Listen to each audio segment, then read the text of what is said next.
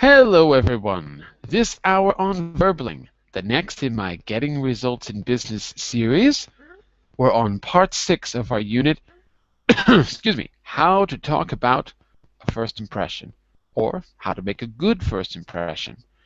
So, today we're going to work on a more practical part of the unit, where we apply some of the key expressions to a practical situation, giving details and following up on a phone call, specifically what you can say and do in situations where you have to make a good first impression and make sure that you're being well understood.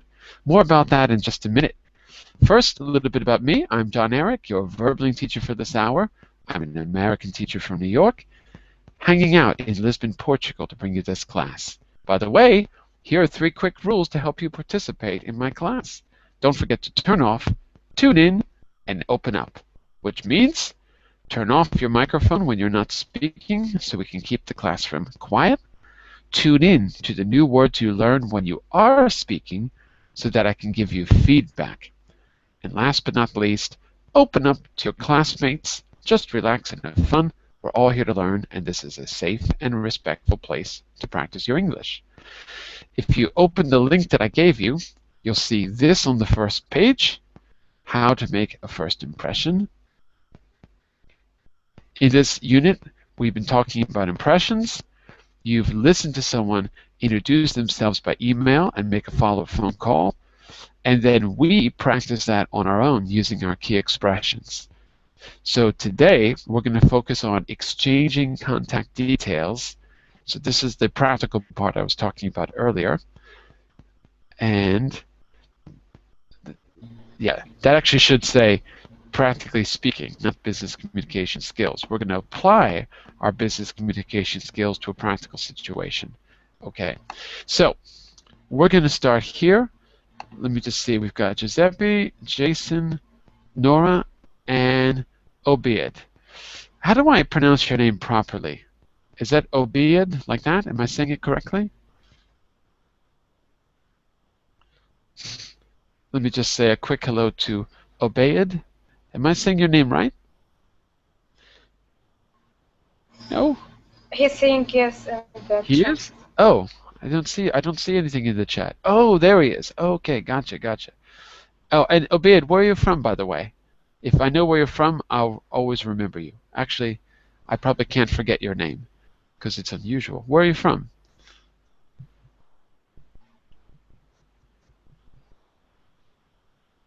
I don't see anything in the chat.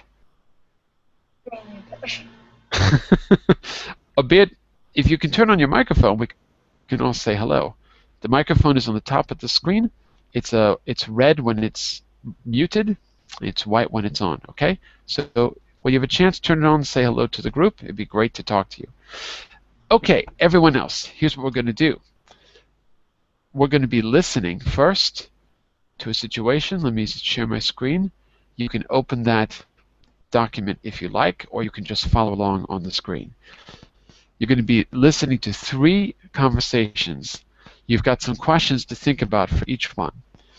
How does speaker 2 give contact details? What means of communication is speaker 1 likely to use to contact speaker 2 again? So the first time we listen, we tend to do gist questions.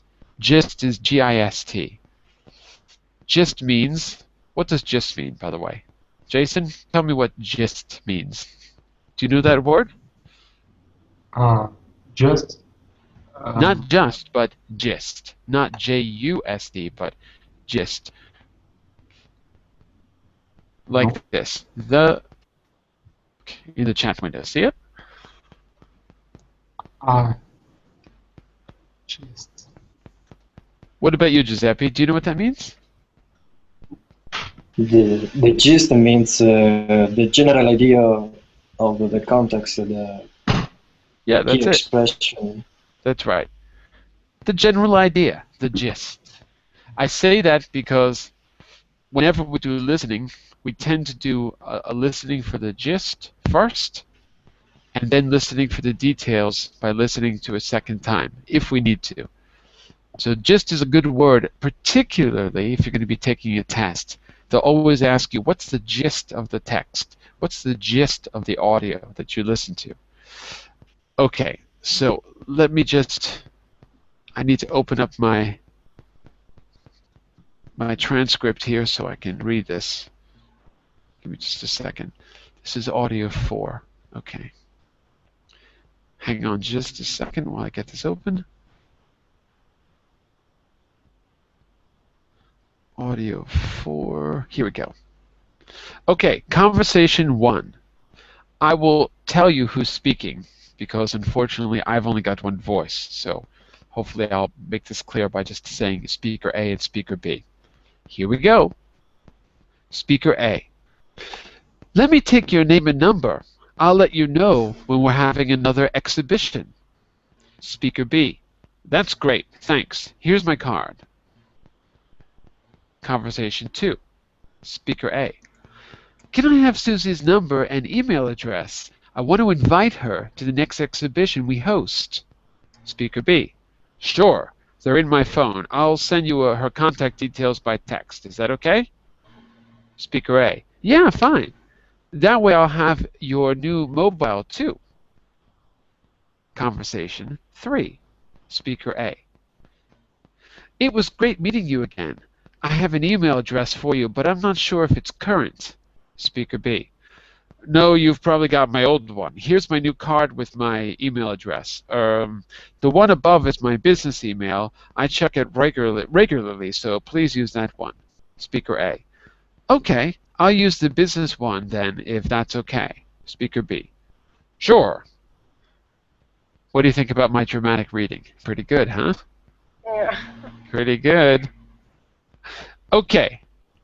How does speaker 2 give contact details? Let's identify that. We've got 3 different situations. What did you notice? With the business card. One was definitely with the business card. Yeah, that's right. Let me take any other ways? Let me take your number and name. So in the first conversation, Nora, it's with the business card. Yes. Well, specifically. Yeah. Hang on just a second. Let me move this forward here. No, okay, fine. I thought I had another little table for you to fill in, but I guess I don't. Okay, so specifically, it's a business card in conversation 1, and we have to really answer both questions at once, I guess. What means of communication is speaker 1 likely to use to contact speaker 2 again? So in conversation 1, it's a business card, but how is the first speaker going to contact? Yeah. He got the number, so I guess with phone. Yeah, he's gonna call. Okay, in conversation 2, it wasn't a business card. That one was different. Does anyone remember? He would email something from his phone, I guess. Or yeah, not email, but text it. He's going to text it. That's right. So in what way will the first speaker, speaker 1, likely respond? If you remember what speaker 1 says, or speaker A says at the end, it gives a clue as to how he or she is going to respond. So he's going to text his information, and the first person is going to respond. With text message or email? Yeah, obviously it could be text. With email? Perhaps, but also, I don't know if it's a guy or girl, but he or she says, oh, and I've got your new mobile too. In other words, I can call you, right? Yeah. So the gist would be conversation 1, business card, phone, answering questions 1 and 2. Conversation 2, text and text, or text and mobile. And conversation 3, what do we remember about that one? Speaker 2 uses what? Do you remember? business card, I guess. The email? It was a business card, actually. It was a business card. And I'll see if I can read that for you again. And how does speaker 1 going to respond? Email, I guess. Okay. Current email. Let's listen to be sure. In conversation 3, speaker A. It was great meeting you again. I have an email address for you, but I'm not sure if it's current. Speaker B. No, you've probably got my old one. Here's my new card with my new email address. The one above is my business email. I check it regularly, so please use that one. Speaker A. Okay, I'll use the business one then, if that's okay. Sure.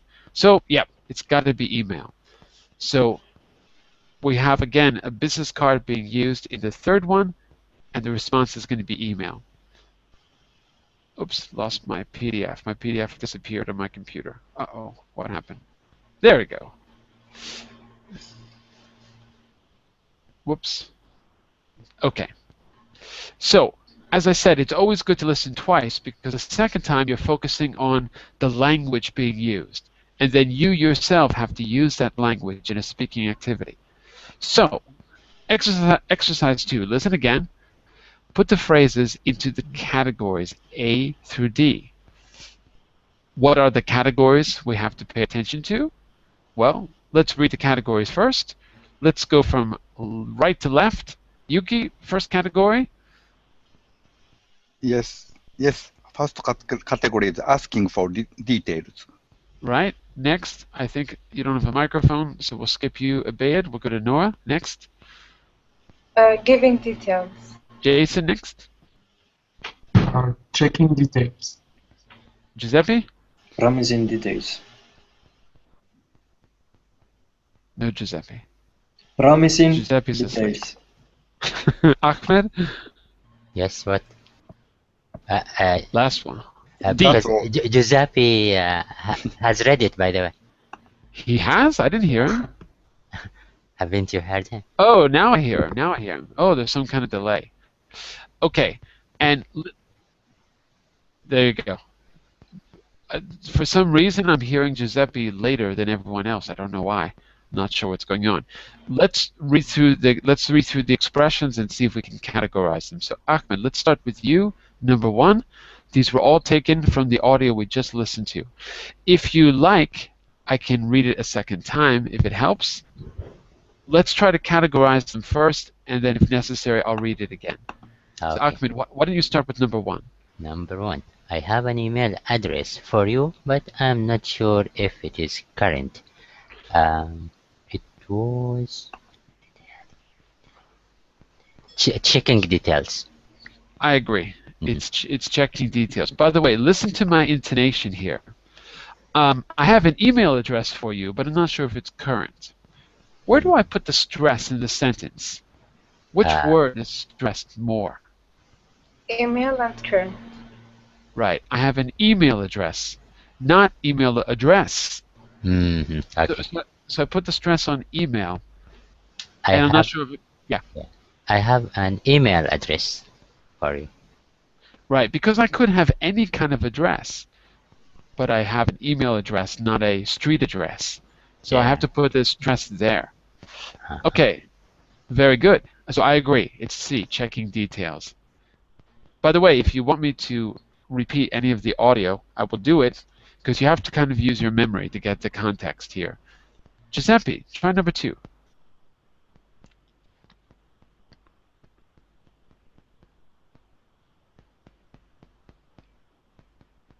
Can anyone hear him? No. No, I haven't here. It's not just me then. Okay, Giuseppe, you seem to be sleeping. Jason, try number 2. Here's my email address. Right? Um, And where do you think it fits? Giving details. Giving details is correct, right? You're going, well, it's pretty obvious. You're giving the details of your contact. Here's my address. Okay, this is not so difficult after all, actually. Nora, let's try number 3. Let me take your name and number. Number A, asking for details. I agree. Asking for details. Obey it. If you want to use the chat window, you could. You can. He left. He left? How come I see him? I don't know. We've lost Giuseppe, that's true. but I see him. Does everyone? Am I the only one who sees Ubaid? I see him as well. I see him. I see Ubaid. Well, Ubaid, I don't know if you're there or not. So I'm going to go to Yuki, but you can write something in the chat if you're still here. I can't tell. So Yuki, let's try. We're on to 4 now. Number 4, I'll send you her contact details by text. I think it's promising details. I agree. And how do we know it's promising and not something else? Promising. No, you're right. Promising. But promising. How do we know that?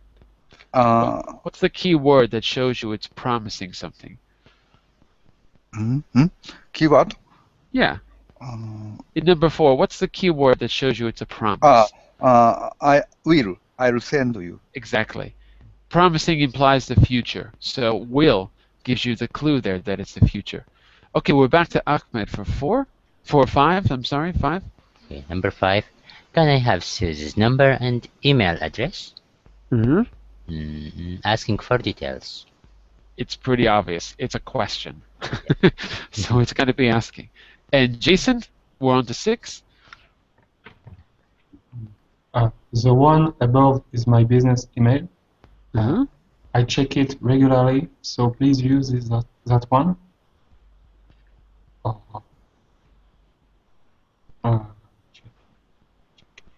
Checking details.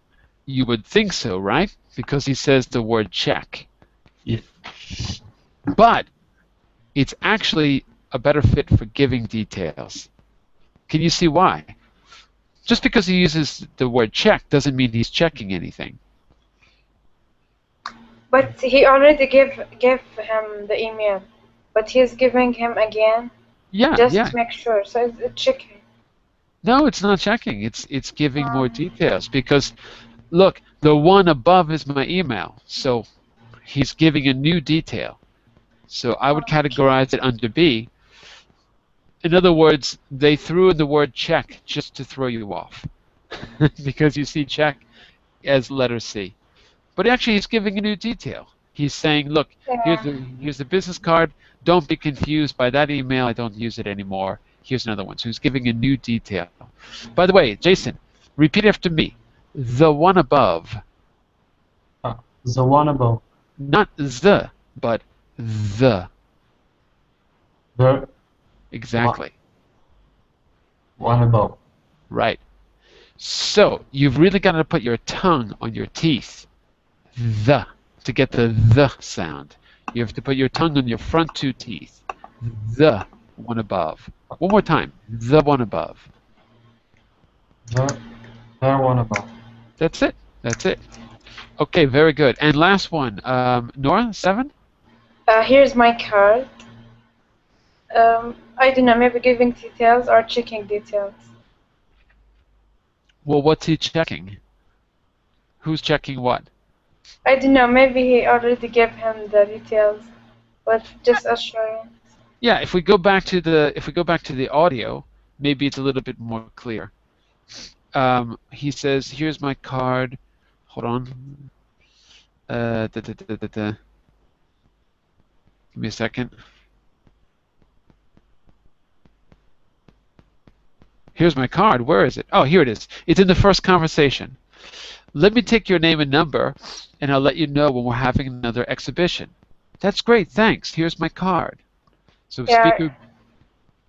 Giving details. Right.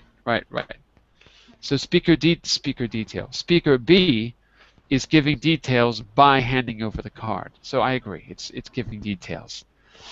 The purpose of that, I think, is that if you can categorize these in some way, they're easier to remember, and then they give you options. You can think about these as a choice.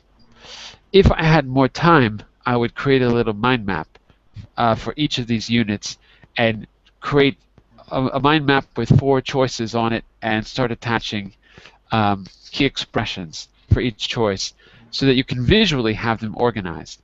I don't think I'm going to have time to do that. I might, but for now, just try to keep in mind the purpose It's supposed to be a memory device to help you use these and remember them and be able to use them in a situation where you recognize one of these 4 functions. But I've cheated a little bit, and I've given you some answers on the screen. So that way you've got them in front of you. Okay. So what I want you to do, it says work in groups of 4. Well, I don't know if we can do that. We'll try. Exchange your details with each other. Do this in as many different ways as possible. Well, we're kind of limited here because we're all in different countries, so I don't think we can hand each other business cards. But what I would like you to do is to try to exchange contact details in much the same way that you heard. So we're going to try to go from left to right, starting with Ahmed. You can. We'll start with me and you, Ahmed. Okay. Let me see. I don't have a card to give you. I'm not sure exactly what I can do, but I'm going to try my best. Okay. What I could do, I wonder if I could do this. Oh, I know what I can do. What I can do is show you how I would send an email. Can I do that? Oh, I can't, because I'm not signed into my personal account. I have my signature on a little auto text thing, but I'm not signed into my personal account, so I can't do it. Oh, that's bad. Oh no, but wait. Maybe I can do it if I open my notes. That's going to take forever. I'm not going to do it. We can pretend. It's too complicated. You just vocally is fine. Yeah, I'm just going to have to speak. Yeah. Yeah.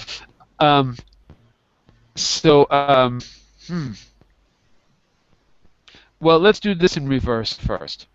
Hi, Ahmed. It was great meeting you again. I have an email address for you, but I'm not sure if it's current.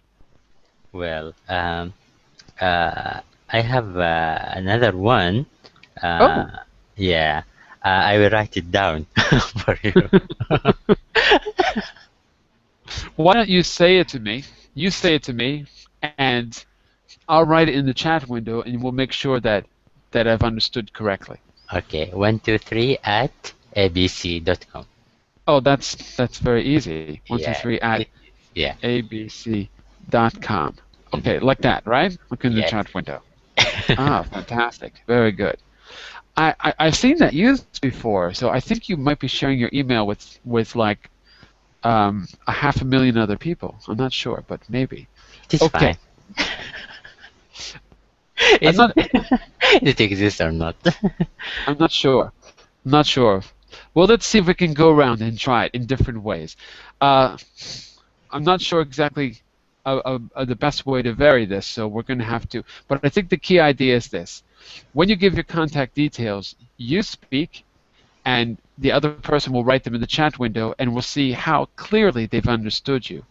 Also, we'll pick up things like, notice Ahmed said .com, not .com, right? Because in other languages you don't say dot, so in English you would. So these little details, and the A with a circle in it is @ Some people might not know that, right? So those little details we'll try to pick up. So Ahmed, you and Giuseppe, let's see if we can try it in a different way. Or a similar way, it doesn't matter. As long as you're speaking. Okay. Giuseppe, are you there? Yes, I am. Okay. Good to see you again. Can we keep in touch? Well, let me give you my card. Okay, thank you. So, in this Where is the card? We have a problem. Well, okay, I might ask about something on the card, okay? Okay, you might. Yeah, you have 2 mobile phone numbers here. Which one shall I use? Well, the one above. The one, yeah. The one above. The one start with 0152. Oh, shut up, man! Okay, you speak.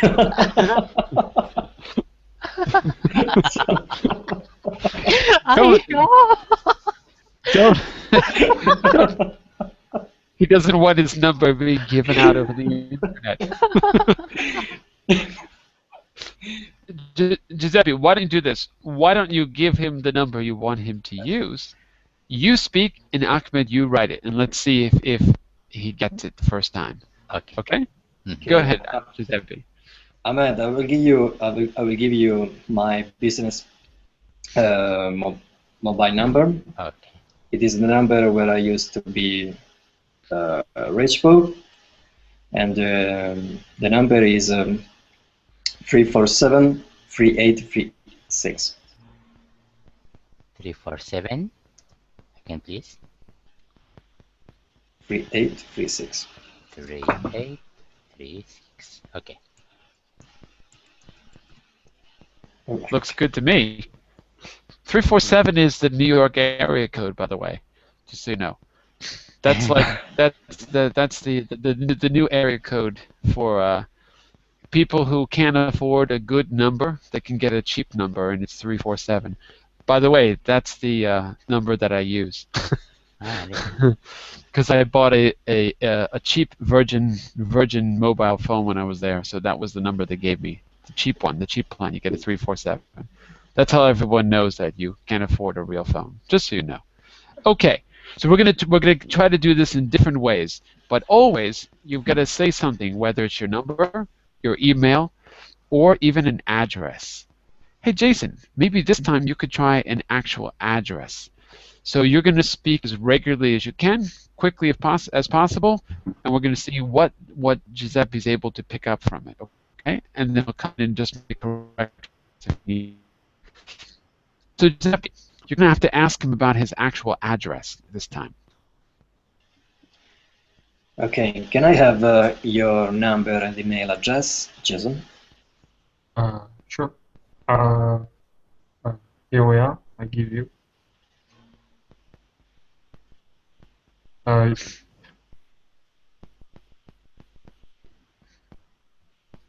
Did you give it to him? Yeah. Oh, you did? How did you give it to him? Did you hand it to him? Yes, I handed it to him. Oh, okay.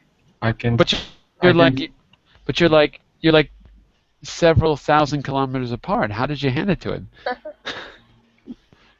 Did you use mental telepathy? No. I can give you by spelling my email address. If you. They seem very confident with this thing. I believe that he handed it for you. Well, Jason, give him an email address, okay? Speak as quickly as possible, but as clearly as possible. And Giuseppe, you write it. Let's see if we can then compare, okay? So let's see how clear it is. Go for it, Jason. Okay, I give you my email address. So it's JSASON at or arrobas at Hotmail HOTMAIL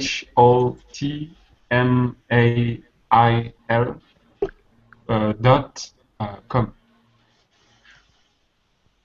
Giuseppe? Is it Jason at hotmail.com?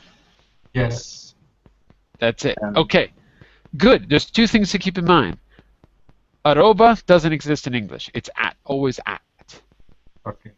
And second, do you need to spell Hotmail? Do you think it's necessary? It can be useful if someone doesn't know what I agree. I agree. Anyone who's under the age of about 25 will not know what you're talking about. Hotmail, what's that? But everyone 25 and over will know Hotmail. So you don't have to spell it. You don't have to spell it. But here's what I would do, Jason. Try to group the letters when you're spelling. So if you're going to spell your name, right, I know that you don't have a lot of letters in your name, but I would still group them in a way that's easier to remember, in twos or threes. JASON, for example, 3 and 2. Or JASON. Well, I mean, 2, 2, and 1. In other words, it's a lot harder to hear if it's single letters. Yes. It's strange, but people tend to do it naturally. particularly with phone numbers too. You have to kind of group them, or else people don't know what they're listening for. So that's one little suggestion I would make. Try to group it in 2s and 3s if you can. It just sounds a little bit more natural. Okay, great. So Jason, it's going to be you and Nora. This time, I'd like you to talk about an actual street address. And that might be interesting, Nora, because you don't have to give your real street address, of course, but if your street address is in a foreign language other than English, then that could be interesting. How are you going to solve that problem? So let's see how it works. Okay, Jason? So you're going to pick an asking for details question, but ultimately you want her street address to be able to, I don't know, mail her something or something like that, okay? Okay. So go for it. Hello, Nora. Hi. Can I have your street address, please?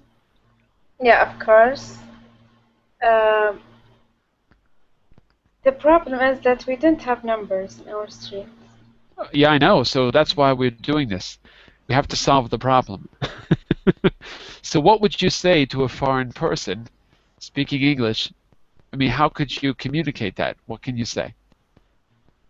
Okay, for example, house number 16, Al Khair Street, behind King Fahd Road, or King Fahd Street. Jason, got it? Yeah, or yeah. Here, I'll share the location. I have to. Should I write this on the card? Yeah. You're gonna have to write this down, Jason. So, if it's not clear, you got to ask her to clarify, because I was lost. All I got was 16. After that, I got lost. So, Jason, do you need her to clarify? Yeah. Could you give me some more details about your location? Well, first, why don't you repeat the address again, and then we'll see if that's enough. And Jason, you write it in the chat window. Let's see what you can pick up. Okay, Nora? Okay, it's in Al Khair Street, house number 16, behind King Fahd Street. So, behind. So look, Jason. So press return. Let's see what you wrote. This is what I wrote, Nora. Okay. It's better than Jason. O'Hare. Some progress. Yeah. O'Hare. Like, do you have a barber on your street who cuts hair? Is it O'Hare Street? No, we have a letter that you didn't have in your language. The kha letter. Ahar. Yeah. Oh, so listen, if Jason was going to send you a package, what would he do here? Yeah, it's very, honestly, it's very, very difficult here because we ourselves can't share locations. We don't have numbers on the streets. We just have names. How do you get mail? We don't get. Yeah, we have number for the mail, I guess. But we just share location or spend a lot of time explaining. Go from the street, then go right, then make left. Oh, geez. All right. Yeah, it's very crazy. So what would you do in this situation if let's say he had to mail you important documents? What would you do? I mean, it has to be written in Arabic, or that's it? There's no way for a foreigner to quickly get your address. No, he can email me in the mail address. It's different than my location. I get it from the post office, I guess. Ah, okay. Yeah. So it would be easier if it was a post office box. Is that it? Yeah. I see. And it's English, yeah. Okay. Very good.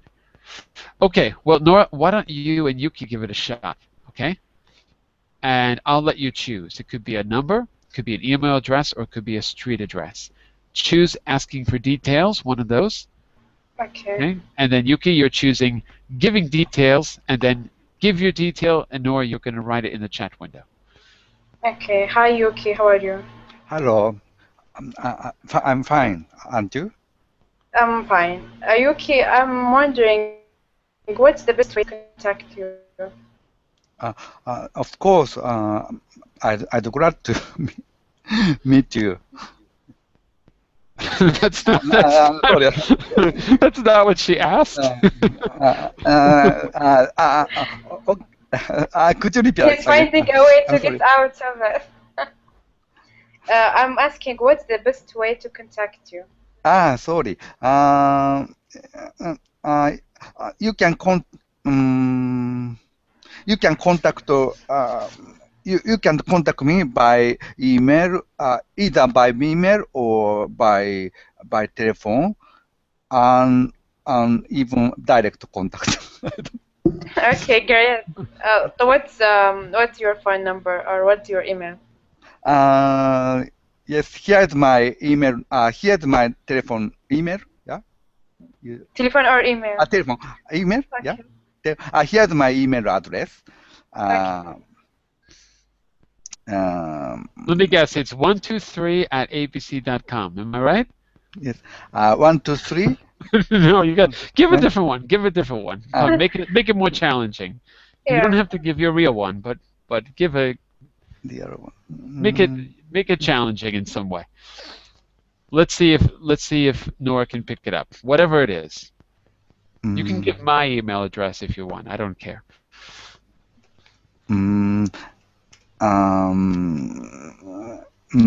Japan love Japan love at nifty.com. Wow. At what?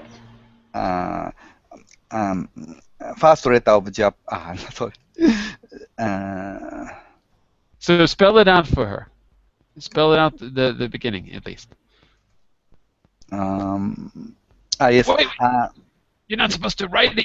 She's supposed to get it. I'm sorry. We're using verbal skills. Don't write it for her. I'm I sorry. was close. She got Japan love. Yuki, Is that your real email address? She guessed almost correctly. Yeah. Only after at mark nifty. Nifty. Yuki, is that your real email address? Not a real name, but similar to real. Okay, thanks, guys. Japan love. What kind of emails are you expecting, Yuki, with Japan love? Business email. Japan Wonder Boy at nifty.com. Okay. Yuki, you're going to ask me for an address. I'm going to give you an address, okay? So, asking for details, and I'm giving details. Go ahead, Yuki. Can I have your email address? I'm afraid I don't have email. I gave it up for Lent, even though I'm not Catholic. How are you unverbaling then? I don't know. It's weird. I have no idea. So try again, Yuki. So what the best way to contact you? Carrier pigeon. I have a fleet of pigeons that I send out, and then you have to send them back with your message, and then I write and I put them in the little basket around their neck, and I send them back out again. I have no idea how to send you a ping. Well, do you have a window in your house or apartment? Do you have a window somewhere? Yes, I use the Windows. Okay, open it up and shout my name really loudly. Eh? No, I'm just kidding. I'm just kidding. Are you joking? I'll give you an address. I'll give you an address. Okay? Okay. Okay. So it's number. So it's 147. Are you ready? Yes, 147. Okay, 147. Huamalia. What did you say? Huamalia. Huamalia. Oh, you don't understand? How to spell it? Okay. How do you spell it? Can you dictate to me how to spell it? Right. So rua is street in Portuguese. So it's R-U-A. Mm-hmm. Okay, and Amalia is the name of the street. So it's M-A-L-I-A. No, sorry. No, it's A M A L I A. A-M-A-L-I-A. That's right. Correct? That's right. Uh-huh. And Amalia. then it's 1025 Lisbon, Portugal. 1025. This morning. 1020. 1025. Lisbon, Portugal. That's right. 25. This month. Okay, hit return. Okay. Let's see what you got. This month. Portugal. Just a minute. Just a minute. Difficult, isn't it? I don't know. 147 Rua Amalia, like that. Yeah. 1025 lives in Portugal. Perfect. I should have said Lisboa because that's actually how you say it, but I said Lisbon in English. Okay, good. By the way, there's one little thing here. You comma is needed. No. No. You actually have to write it like this. I forgot to say. You have to put an accent over the A. I forgot to say that. I should have told you. Because otherwise it would be Amalia. It's not Amalia. It's Amalia. Accent put on the A. Yeah. Yeah, I should have told you that. My fault. Amalia. That's right. Amalia. For the famous fado singer Amalia Rodrigues, the famous fado singer, Rua Amalia. So now you know how to say street in Portuguese. Is it? Yeah. Yeah. 147 Amalia Street. All right. So you've had a little bit of practice exchanging contact details. What did you learn from this? What was easy? What was difficult? What do you think what do you think you still need to work on for the next time it happens in real life? Okay. We need to spell clearly. Spelling things out, particularly grouping letters or numbers. Groups of 2s and 3s are more memorable than saying individual letters and numbers. That's my suggestion. I agree. Anything else?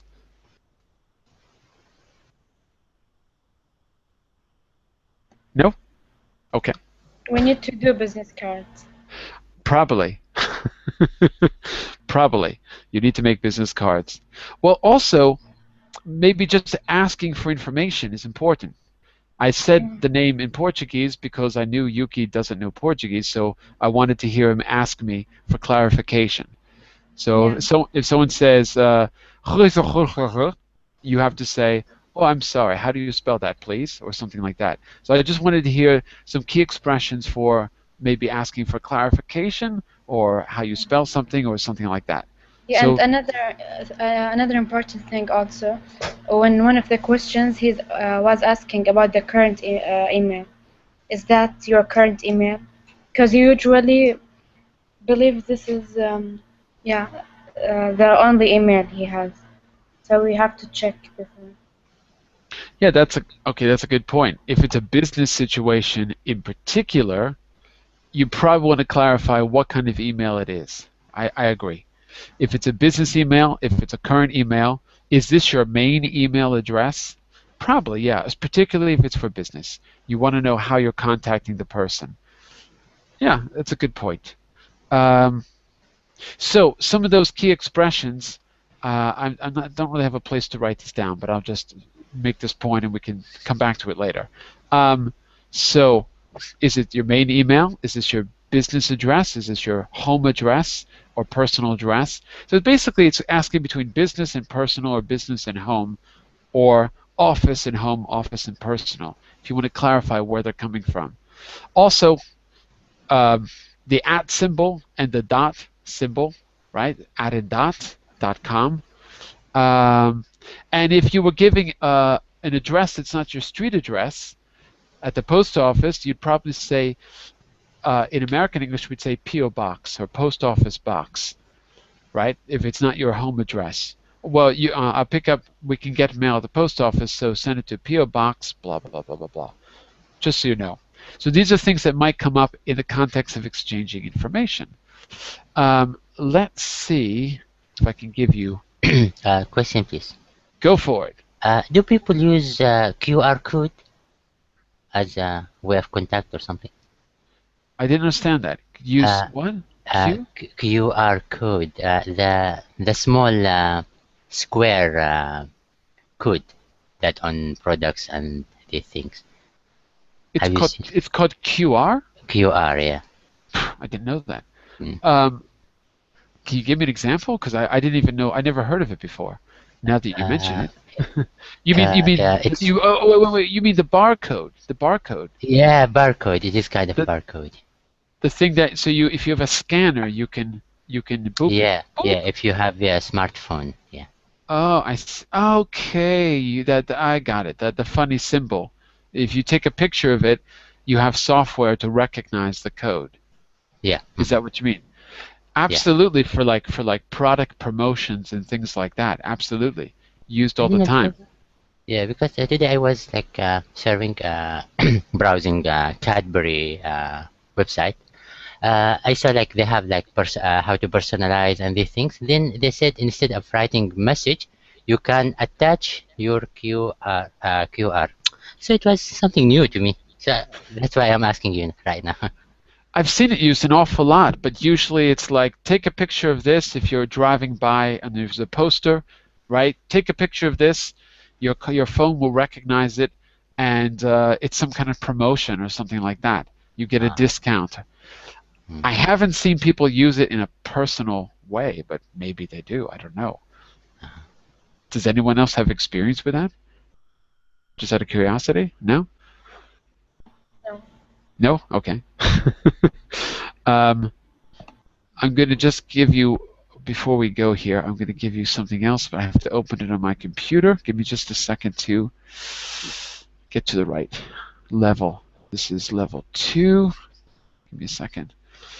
Make a first impression here. Give me just a second here.